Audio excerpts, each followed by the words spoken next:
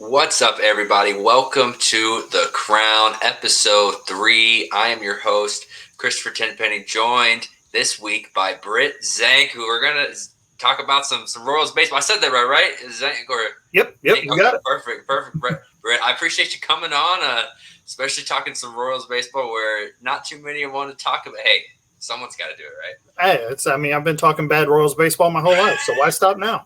Exactly. About 3 years there where we could actually smile a little bit about it, but back to those same old Royals we've known for most of our lives. Yes. They finished May, and there's some positive things. We're going to get into what month of May and kind of what happened, the goods and the bads. But at the end of the day, they still went 10-17. They're still 17-39 on the season. Just kind of, what's this season been like for you watching this team? Just they had some expectations, marginal expectations, and just still come short of that. Yeah, it's sad when you're a Royals fan and you can say they've actually gone below your expectations because none of us had expectations in the first place. Right. I know Sherman screwed up and said that he thought maybe they were could be wild card contenders. Yeah, that was never a hope. We all laughed at him when he said that, but May was more what I expected the season to be. Like, we all knew they'd be bad, but we expected to see some good stuff with the bad stuff, not shut out 6 of 7 games and nobody can do anything right. The young guys all stink. The pitchers all stink. May was more of just, okay, this is what I expected. A few guys are going to do good. Some guys are going to do bad. It'll be up and down, and hopefully by the end of the year you figure out, okay, these are our 4 or 5 guys that we can build with. These are our Hosmer, Moose, Kane, Eske, Salvi for the future, and go from there. Right, I'm with you. I mean, that's exactly what May was, because looking at the offense, that's where a lot of the anticipation has shifted to. A few years of the pitching, we've kind of let that go. Shifted to some of these young offensive guys, and their offense after an abysmal April. Middle of the pack in OPS, 14th in the league for the month of May, 742 OPS, I think hit around the 240, 250. A lot of guys started getting going. We saw Massey, who had an abysmal April. Abysmal is going to be a regular word, by the way, I use because how bad that April was. I can't really think of another one. But got going in May. He turned it around. We got to see Prado. Michael Garcia got called up and, showed some glimpses. What was your number one takeaway from the bats out of the May that we turned out? I like seeing everybody seem like, that you were expecting before the season had at least a decent month. I can't think of any of the young guys that had a bad month of April or May. They all had bad months of April, but Salvi's top 10 in baseball in a ton of stats. Bobby Witt's had his up and downs, but he's been perfectly fine all May. Melendez has been good. Like you said, Massey's starting to get hot. Water should be up here really soon or playing more soon. And hopefully he kind of kicks in real good there. And, they've gotten rid of Dozier. Jackie Bradley Jr. is not seeing as much time. So, they've kind of settled into the good routine where now everybody can start. This is where I think everybody can get back in to watch it, to see the young guys and go forward. You're not just going to be depressed every single night. Right. It's something where if you have a free night and you get Royals baseball, which is, a whole task on its own. But, if you have a free night and you turn them on or listen to the radio, whatever the case may be, it's not like you said. It's not going to, bring you as much frustration as it had in the first month. Because, again, the whole month of May, this is my arbitrary rule, but 4 runs, if you're within 4 runs, it's not a blowout. You're within one swing of tying it. If that's the final score, you at least were somewhat competitive. Yeah. They didn't lose by more than 4 the entire month of May. So they were in every game. There wasn't even that game where it was 8-1 and you're it was over from the word go. So yeah, again, it's watchable. Salvi, like you said, that's what's kind of been fun too, is okay, so we're all in on these young guys, but the 2 old guys kind of had kick-ass Mays. Greinke had a 2.3 ERA in the month. Now, out of those 6 starts, he only picked up 1 win because that's just how it goes being on this team. That's been Zach Greinke's career back the first time. Right. But it was fun to see him get going, kind of watching those strikeouts a little bit. I think after last night's start, he's 71 away from 3,000. So if he stays healthy, it's going to be close. It's going to be close to hit 3K. But definitely still something to watch. And then, as you mentioned, Salvi hit 300 in the month of May and hit 9 home runs. I mean, what he's doing on this team at his age with his size is, pretty remarkable. I know it doesn't get a lot of publicity because the Royals are so bad, but I mean, I'm kind of surprised that Salvi's still out there and Father Time hasn't quite caught up to him. Yeah, I mean, he's Salvi's still being Salvi. I mean, he's still having fun like a 2-year-old kid out there playing ball and playing some of his, best hitting, and his defense is still the same Salvi we've always known and loved. So it's crazy how he's able, like you said, at his age, at his size, and nothing's breaking down. I mean, he's not taking 2 days off here and there. I mean, he's playing every day just about. So, yeah, it truly is remarkable. That day's going to come where, he's no longer the same old Salvi, but I thought that might happen this year, especially when they got off to a bad start. It was like, dude, what do you even have to play for? Like, I couldn't blame him if he took a step back, but he's still out there chugging. Mm-hmm.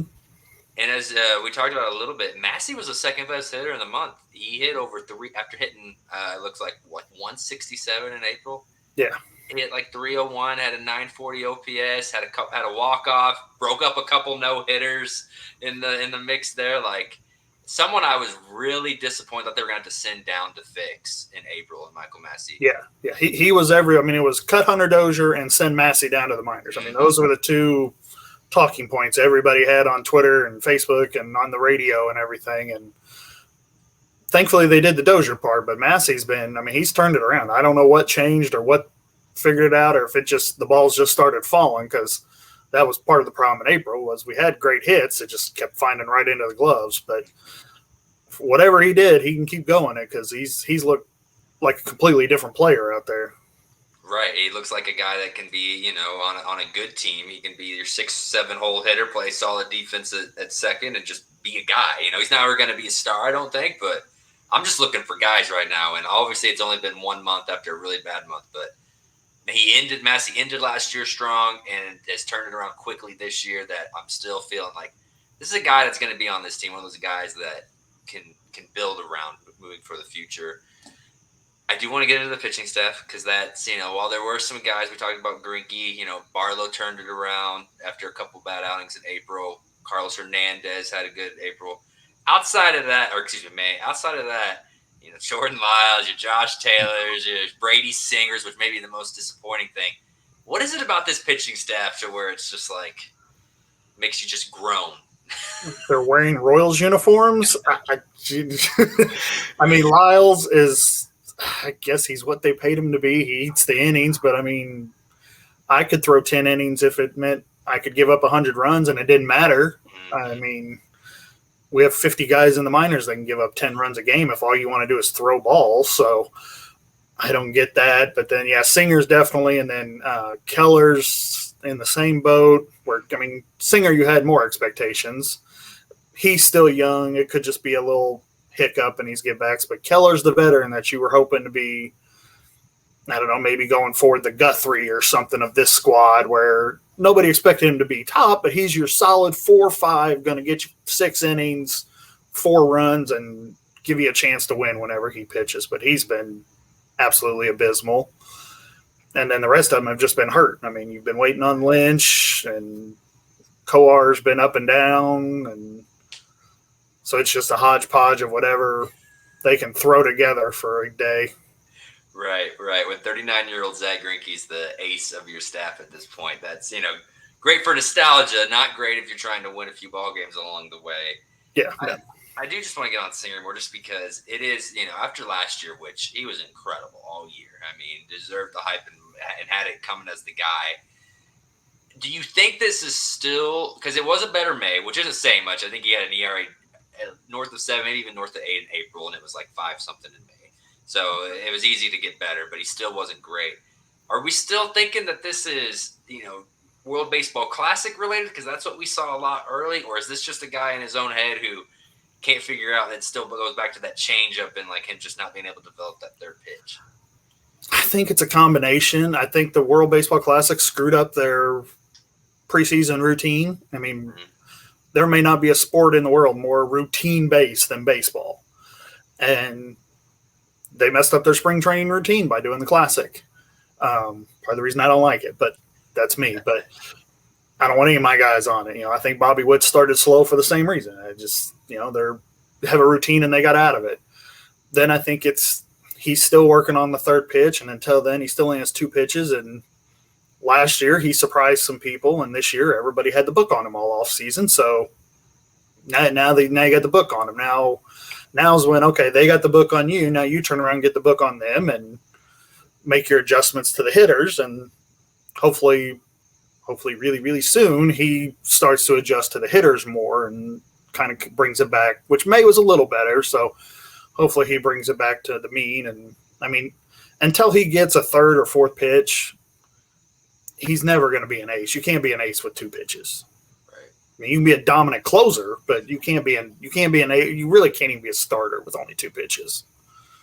Right, and that's always was the talk. But then all the other starters in this organization have, either been injury prone or just haven't panned out. That there's really no place to put Brady but in the rotation. So he's just gonna have to keep figuring it out. Yeah, I mean, it doesn't hurt anything to be in the rotation. I mean, what are they gonna do? Lose? Right, exactly. And that's what's nice is even on this team, on being on the Royals, yeah, sure, we're disappointed that Brady's not performing well. But if he puts together a good June and July, everyone's going to be back on that train because of how much fun he was to watch a year ago. That it's not going to take much from this guy to get everyone back excited and him becoming a starter that you must watch TV as far as a bad baseball team. Yeah, I mean, he's never going to be Greinke Knight back in the day, but right. If he can get to where he's going 6 innings, 3, quality starts, 3 out of 4 in a row, that's what they need him to be right now for sure.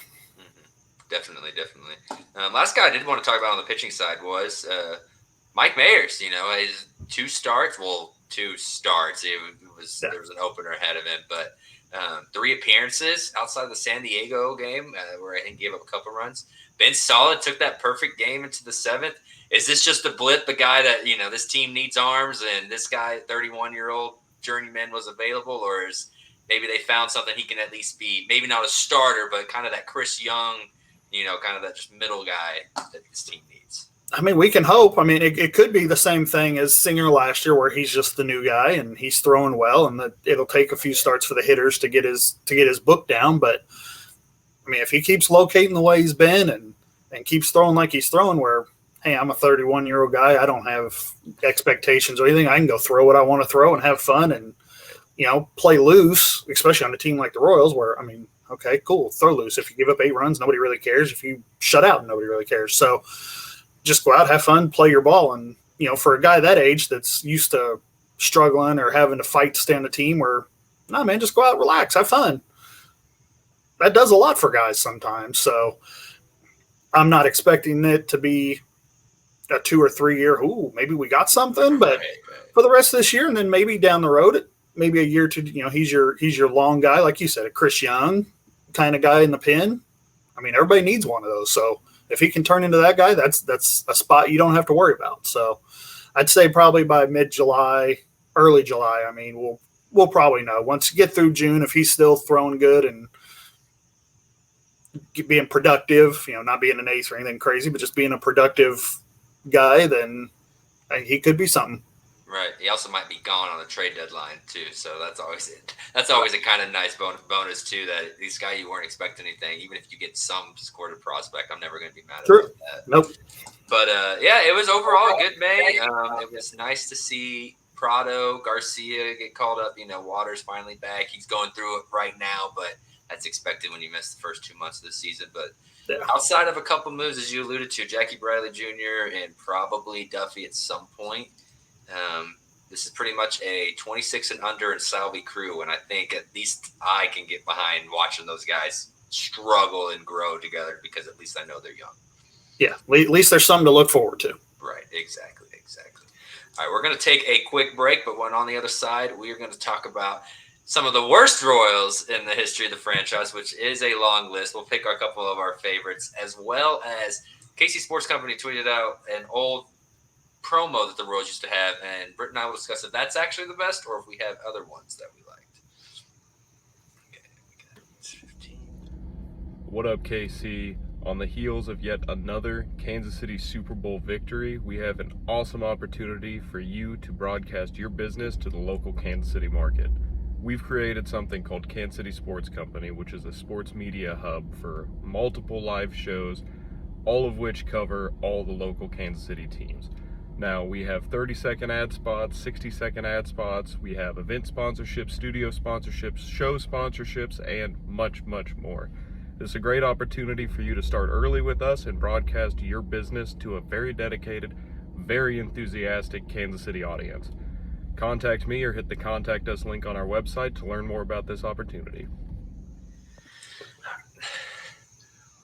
Welcome back to The Crown. This is Christopher and Britt, and as alluded to, kind of have a fun, I don't know if it's a fun topic, but it came across my timeline on Twitter. I threw out my name on the worst Royal, and there was a lot of interaction, so I thought it might be fun to bring it to the show. Who's the worst player you've ever seen play for your favorite team, in this case, the Kansas City Royals? Who's the first name that comes to mind? Nefi Perez is always number one on mine. Fielder wise, pitcher, I got to look him up again. I had to look him up earlier because I couldn't remember. And Ambrose, I don't even know if I'm pronouncing this right. Ambrose Burgos. Ambrose Burgos. I don't even remember him. Going back to the 2006 days where I think we could be up 10-0 in the ninth, and if he walked in the game, I would be scared to death. He gave up every single thing he got into. It was miserable. Man, I somehow blocked him out because I watched every game in 2006. I watched those TN and Buck and DeJesus teams, and don't even remember that guy surrendered and all the runs. I think he ended with 18 saves, but then it just was like, you'd be up, you'd be excited. We got a big lead in the eighth. Yeah. Crap. Good. Not him again. And 2 runs we lose. Oh, another loss back in 06. Man, those 2000 teams were something else. I'm going to go with the guy who actually wasn't here super long, but his impact is what makes him the worst for me. And do you remember the reliever Brandon Maurer? I don't even know how the heck to say his name. Maurer, I think it was. Yeah, came from the Padres. Yeah, it was in the last. And the reason he's the worst for me is because he was a trade asset. Remember, that 2017 team was trying to make one more run. We traded who became Ruiz, who's playing leadoff and playing center for, now granted, it is the bad Oakland A's, but you gave away a major league player to bring in these pitchers, including Brandon Maurer, to make this last postseason push with your core. Yep. And he has like an 8 ERA. He gives up a run in over half of his appearance. He's a big reason why that team didn't make the postseason. You traded for a big reason why you missed the postseason that year. Yeah. Yep, because that was right after. Did Gordon and Moose both get hurt, or one? I can't remember. They got hurt in the outfield. Collision, on the Gordo. Foul ball.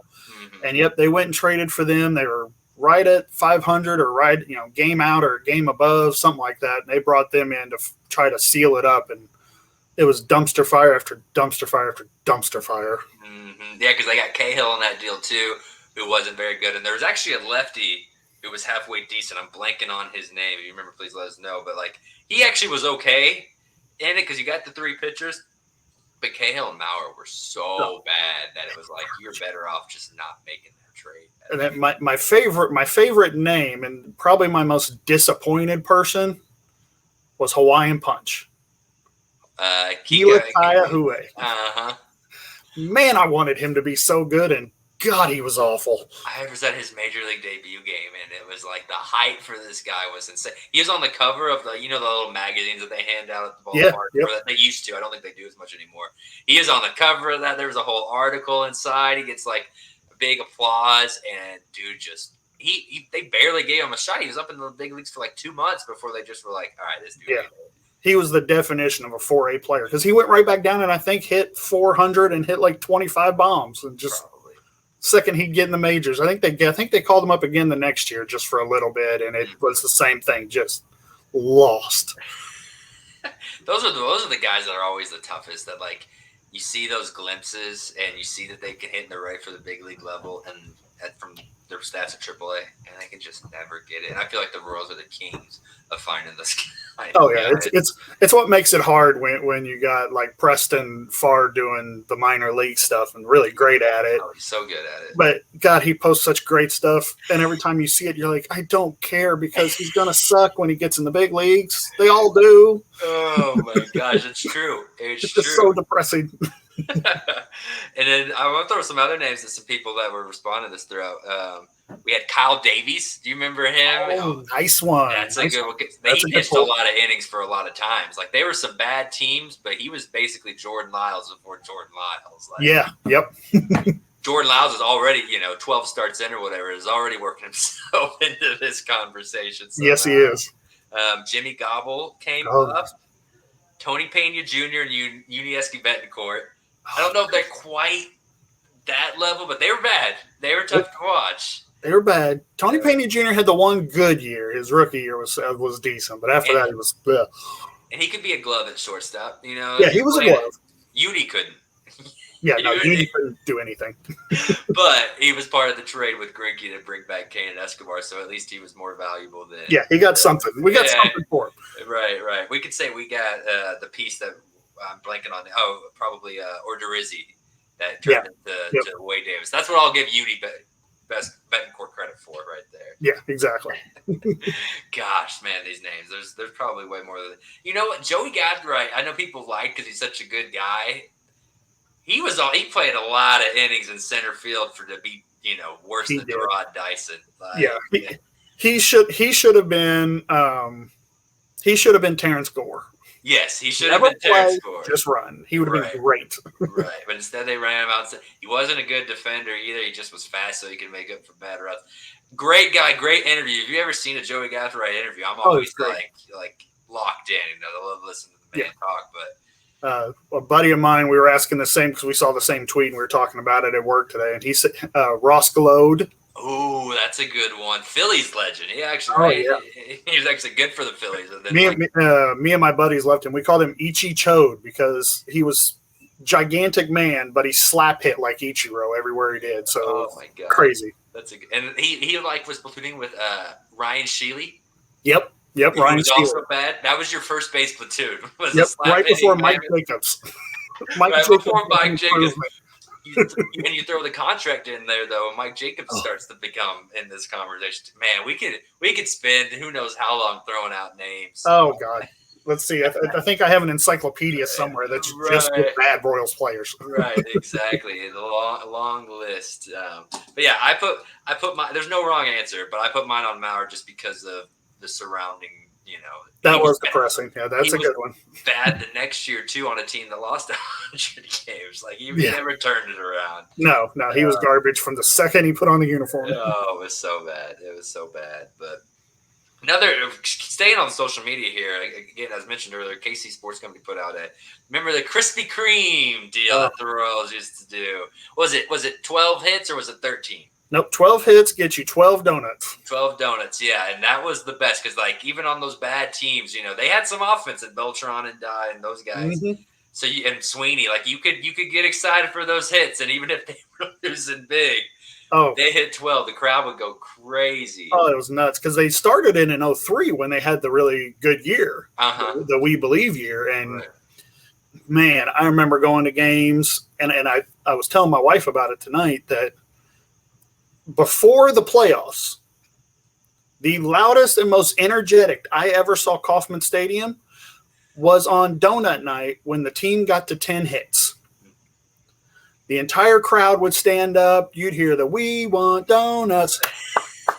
We want donuts." And the second they got the 12th hit, man, it was like we won. It was like the wild card game. Everybody going nuts, going crazy. I remember they had one game where they had 11 hits. And like going into the 9th, and I can't remember who the third out was, but we needed one more hit, and he struck out looking, and they booed the tar out of him, and he like had to apologize after the game for not getting fans the donuts. No way! I don't even remember that at all. That's awesome. Oh, it was great. Me and my buddy, and it was a dozen donuts, glazed donuts for each person. So. I mean, that was back when I was in college. So me and my buddies would drive up to the game. We'd have 5 of us in a car, And we had 2 or 3 times where they got it on the games we win. We go straight to Krispy Kreme on Nolan Road, and there'd be a line around the corner, and you'd wait, and they'd be hot and fresh, and we'd all get in the car with each our own box of a dozen donuts and just eat them the whole way home. Oh my gosh. What were those lines like too? Oh, around the corner. Out the door, around the corner, because everybody went straight there to get them because they were hot and fresh because it was 10:30 at night or whatever, and they would just be cranking them, just running the machine through them. Yeah, the only people that hated that promo were the Krispy Kreme employees watching the game, being like, "Please don't get 12. Please don't get 12." Oh, they had to despise it. Had to absolutely. I don't know how much, especially in 03.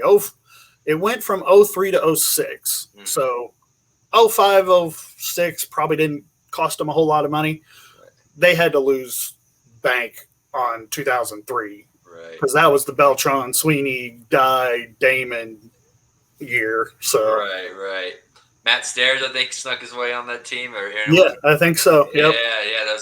Those had some offense, and Emil Brown, like some guys that were kind of fun to watch a little bit, So, goodness, is there anything that comes close to that deal? That promo?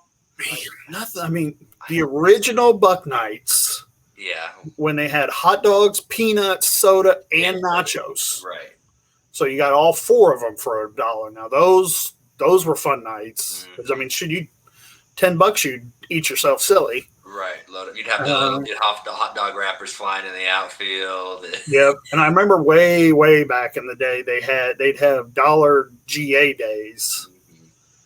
Mm-hmm. Way back before the renovation and everything, when they had old GA by the foul poles, they'd have buck days for the tickets. Gotcha. So you could get a ticket for $1.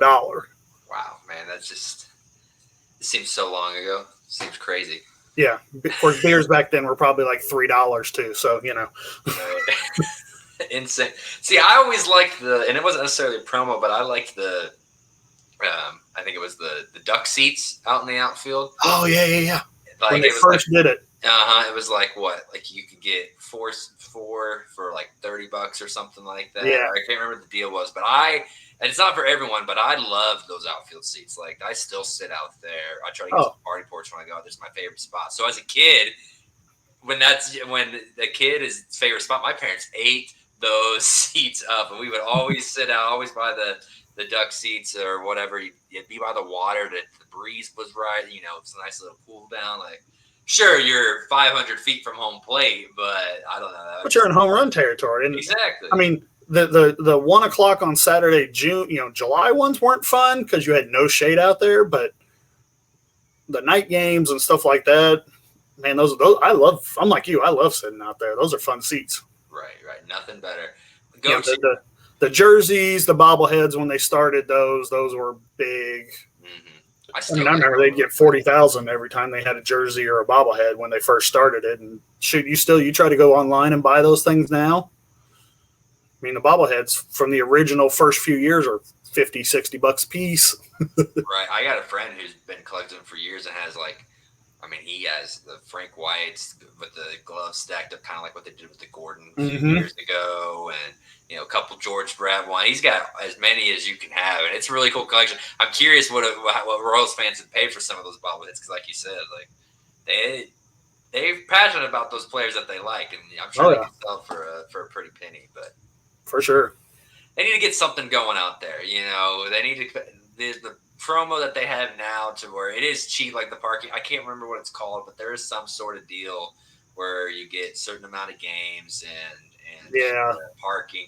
But they need to have something to like runs scored or hits or strikeouts or something just to get the fans back. Yeah. That was the best part of the Krispy Kreme was no matter how bad the team was, you had something to root for. Exactly. You were in the game in the 8th inning, no matter what, because nobody cared who won or lost those games. But damn it, we're at 9 hits. Let's go. Exactly. So that's what people liked, and I'm with you. I think they should bring something back, no matter a free ticket to another game if they get whatever. I don't know, and make it. It doesn't have to be easy like 12 hits, which in these days is even easier than it was back then. But if they score 10 runs or something, if they get 15 hits, if they give up 2 hits or less pitching, I don't know. Right. But, get creative because there's only 8,000 people there every night. So and nobody can watch you at home. So you're going to need to get creative, get something to do. Exactly. No walks. That no one would win that time. But how about that? Give away a card to everybody in the stadium, because that's never going to happen. So. Oh, goodness gracious. But yeah, something needs to happen because, again, like you said, about 8,000 fans going. There's actually been an uptick recently somehow, some reason. I think that last homestand they averaged around like 11.5. School's out, I guess. Yeah, school's fine. Bringing out all the kids to watch terrible baseball. But yeah. Britt, this was a lot of fun. I appreciate you coming on with us, talking about this bad team and having some fun topics. Got any social media or anything, any plugs you want to throw out as we sign off here? Thanks for having me, Chris. Anytime I can come, I'm happy to. I'm on Twitter at bzank17. Catch us all at KC Sports Company, and I'll be here and there doing stuff. I'm kind of the bullpen guy in this thing, so I'll be around. Yes, sir, because you crush it. I'm sure this will have you on plenty of time, especially on the show where it's just me. And I don't know about you. You probably already get sick of me talking, but I get tired of hearing myself talk. So I'm going to need someone to share this misery with. And you're the lucky guy. So. There you go. Appreciate it. Anytime. For sure. And I'm Christopher Tenpenny. You can follow me on Twitter at Tenpenny88. And like Britt said, please go check out KC Sports Company. May not be your first choice yet in your Kansas City sports content, but check us out. We're a bunch of guys trying hard and putting out good stuff. So please give us a like. And as always, we appreciate you listening. And we will talk to you next time.